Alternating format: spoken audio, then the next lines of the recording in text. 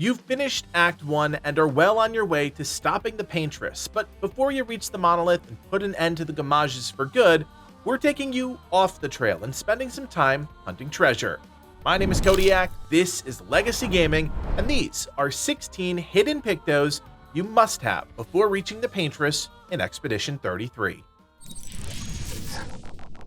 Before we dive in, as always, we just want to set some ground rules for the video and why you might not see certain Pictos on this list. First, these Pictos can all be found off the main story path. These can all be missed if you don't thoroughly explore each zone and, more importantly, the overworld. However, and most importantly, all of these Pictos can be found after Act 1 ends, right up until you reach the monolith. We'll have a video later on breaking down must-have Pictos for the end of the game, so be sure to subscribe and keep an eye out for that in the future. Let's begin. Solidifying is a Picto you can get right after you finish Act 1, and one that served us well throughout progression. It grants +2 shields when a character's health falls below 50% once per battle, and essentially gives you the ability to negate 2 full hits from an enemy. This almost acts as a cheat death and really allows players of any skill level to transition into the harder parts of the game with a bit of wiggle room. Costing just 10 Lumina points, it's relatively cheap given the benefits. To find this Picto, you'll want to head directly to the west once you're out of Stonewave Cliffs until you reach Crushing Cavern. Inside, you'll need to take down the Giant Sapling, a boss that will only give you a handful of turns before instantly killing your expedition. It's essentially a DPS check where every single parry and counterattack matters, especially when it comes to avoiding the exhaust mechanic that will prevent you from earning AP. Yellow Harvest is a zone you can technically take on before the end of Act 1, but it'll be a bit of a struggle. Inside, you'll find Merchant Pinnaby that holds one of the most powerful Pictos in the entire game. Believe it or not, we're talking about Auto Death, a Picto that simply kills the wearer when the battle starts and provides a massive crit rate when equipped. I know, you're probably wondering, why in the hell would I ever want to use this? But let me explain. Once you actually reach the monolith, you'll obtain a Picto as part of the main story called Second Chance that revives you with 100% health once per battle. Throughout the rest of this guide, we'll occasionally point out Pictos that capitalize on both dying and being revived. This allows you, with a bit of prep work, to set up some massive buffs before a battle even begins. So where is it? Once you reach the Harvester's Hollow Expedition flag, head into the zone and to the right. Follow the incline that goes up and loops around to the journal for Expedition 38. Just past this, you'll see a grapple point high up, and using it will take you to a small floating island and the merchant you need to fight. It's worth mentioning you can also obtain the Teamwork Picto here that increases damage by 10% while all teammates are alive. Not a bad buff, but marginal when all is said and done. Energizing Attack I is a great Picto you can pick up while you're in the optional Yellow Harvest Zone, which is west of Stonewave Cliffs. This grants you +1 AP on your basic attack, and when used in conjunction with things like Combo Attack, a Picto you get much later in the game, you can rapidly generate AP while also activating other effects with your basic attack, since the Combo Attack Picto triggers effects on every hit. Now to find this Picto, you simply need to progress to the end of the optional zone and defeat the boss Glaze at the end. The boss can hit quite hard, but if you parry all of his relatively slow attacks, you'll take it down with ease. Energising Start IV is a really easy optional Picto to get that you can find once you reach the main gate expedition flag in the Forgotten Battlefield. You'll want to simply head down to the right from the flag until you reach a small sunken trench area. On the left side, inside the trenches, you'll find the Picto. This is another in the series of Energising starts that give +1 AP at the start of the battle, and remember, these will stack. This one does have a really steep Lumina cost, but like all of the Energising Start Pictos, having more AP when a battle begins is always good.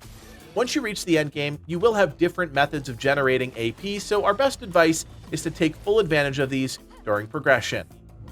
Once you make it to the Fort Ruins Expedition flag in the Forgotten Battlefield, you'll have the opportunity to pick up Energising Death.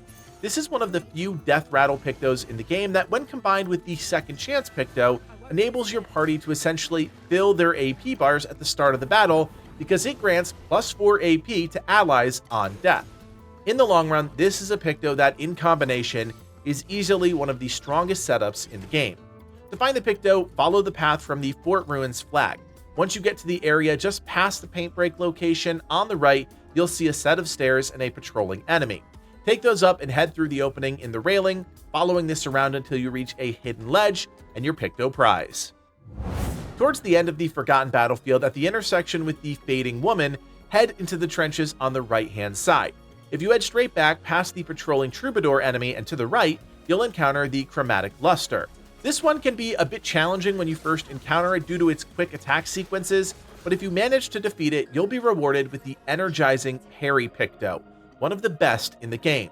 This allows you to gain +1 AP on every successful parry, and yes, that means each attack in a chain.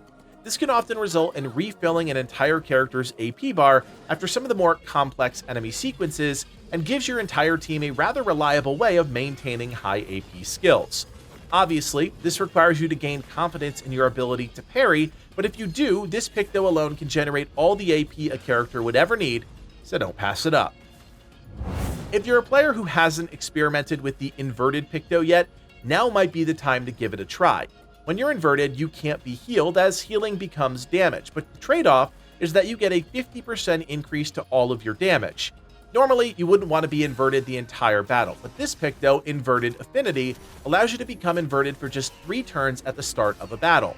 Once those 3 turns are up, it simply goes away, and that is a powerful buff to take advantage of.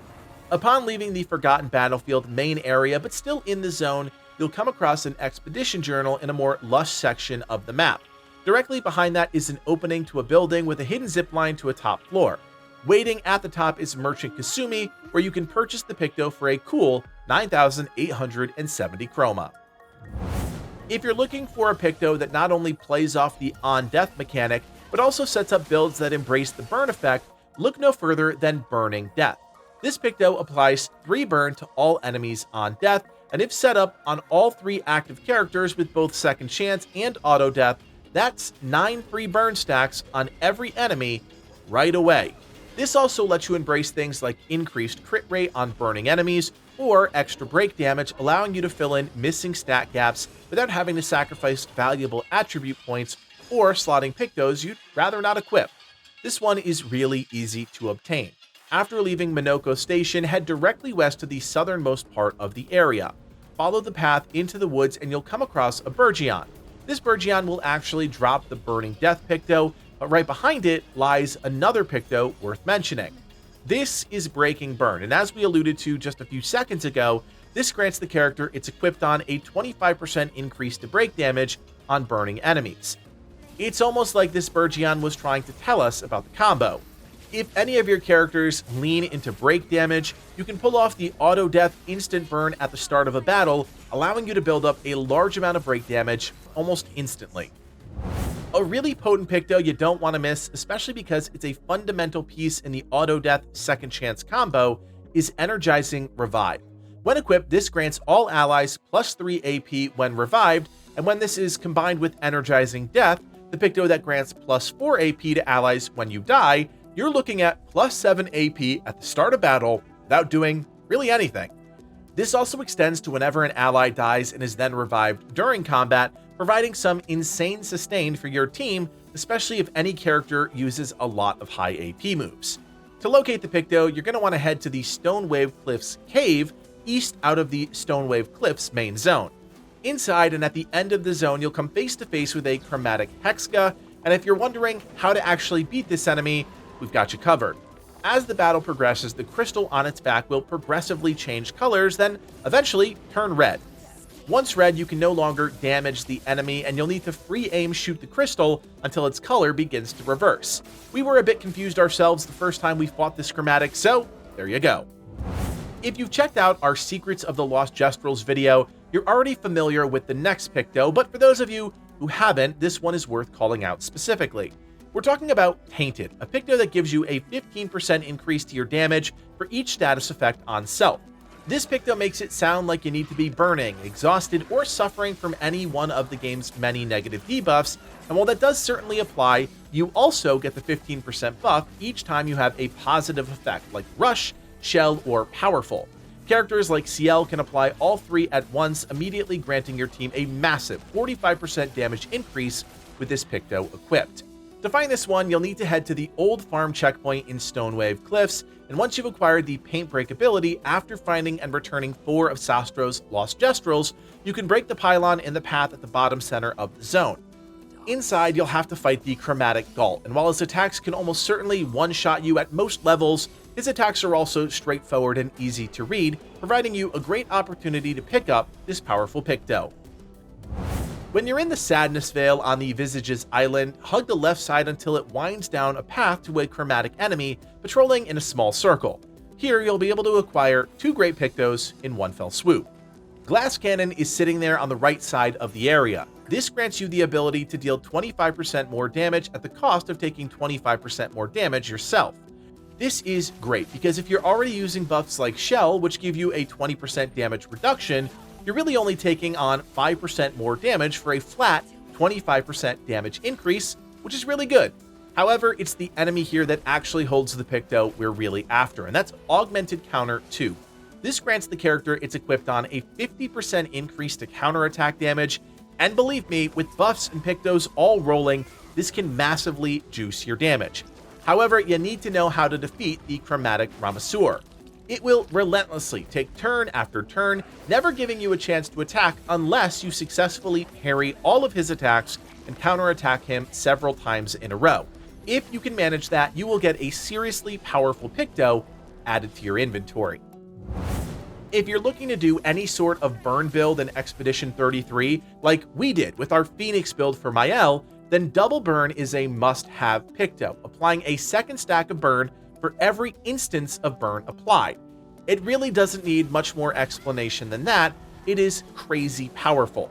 You can find this Picto on Visage Island on the Anger side. Now, before fighting the giant Anger Mask, turn right and you'll enter a cave outlined in ruined buildings. Head down the left pathway, fight the pack of enemies at the end of the path, and after defeating them, you'll find the Double Burn Picto. This one does have a steep Lumina cost of 30 points, so it could be a strong contender for a slotted Picto rather than a Lumina. Once you've reached Serene's Island, you'll have the opportunity to pick up the Healing Fire Picto, allowing your character to recover 25% health when attacking a burning target once per turn. With all of the tools at your disposal to apply burns with either skills, weapons, or Picto effects, this is one of the best ways in the game to consistently heal your team during combat. Once you reach the Crumbling Path Expedition flag, just in front of where the Glissando fight takes place, you can turn immediately right towards the rubble on the ground. Around the corner, you'll find an energy tint shard, as well as a zipline that drops you down to a new location. From there, grapple across the chasm, and once across, you can crouch through this area here and pick up the Healing Fire Picto. If there's one Picto you need to have in Expedition 33, it's Cheater. This one is insane, straight up, because it gives any character the ability to always play twice in a row every time it's their turn. Yes, you read that right. For every character that has this equipped, they get to take 2 turns. This means always having the ability to use items and attacks, set up 2-turn combos, establish multiple buffs, you name it. However, to get it, you'll need to fight the world boss Sprong, found at this location in the middle of the ocean. You'll need to deal a lot of damage to take Sprong out, and depending on when you decide to fight the boss, each of his attacks could potentially kill off your entire party. So it's one of those fights where parrying and counterattacking is essential, especially if you don't have the raw damage output. He's definitely easier to fight after beating the game, and that Picto is still valuable then, but he is entirely doable beforehand if you have the skill and patience to learn the fight. Characters from level 45 to 55 should have the ability to survive 1 or 2 of his attacks, so keep that in mind when judging when to take Sprong on yourself. So there you have it, essential Pictos you need to pick up before fighting the Paintress.